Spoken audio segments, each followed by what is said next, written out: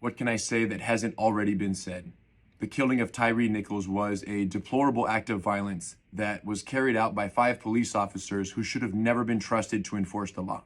Many people asked for a Gracie breakdown of the incident, but I won't be doing one because there is no amount of defensive tactics training that would have changed the outcome of this hate-filled attack.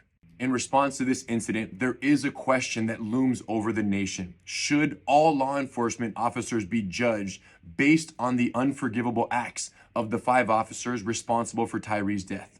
My belief is that they should not, but it's totally understandable that they are, and here's why.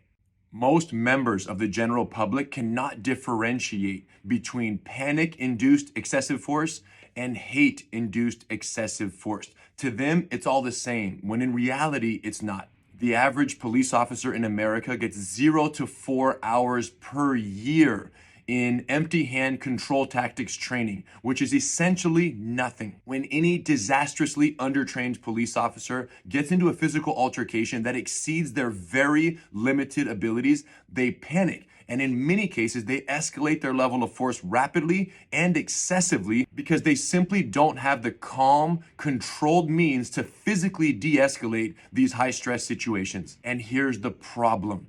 To the untrained eye, the panic-induced uses of excessive force that every poorly trained officer is either guilty of or at risk of looks virtually identical to the anger-induced uses of excessive force that we associate with police officers who are a disgrace to the profession. So in a case like this, it's totally understandable that the anger extends beyond these 5 officers because to the general public, it's literally all the same. Now, the reality is every law enforcement agency is its own entity, and there are several agencies that are doing the right thing by providing their officers ample training in the verbal and physical de-escalation skills that matter the most. But these agencies are few and far in between, and in almost all cases, they're having to make these improvements without the support of their local and state government officials. Only when state and federal policymakers stop peddling the lie that 0 to 4 hours a year is sufficient training for people that we entrust with a gun and a badge will we ever get to the point where officers sufficiently trained in de-escalation are the norm and not the exception.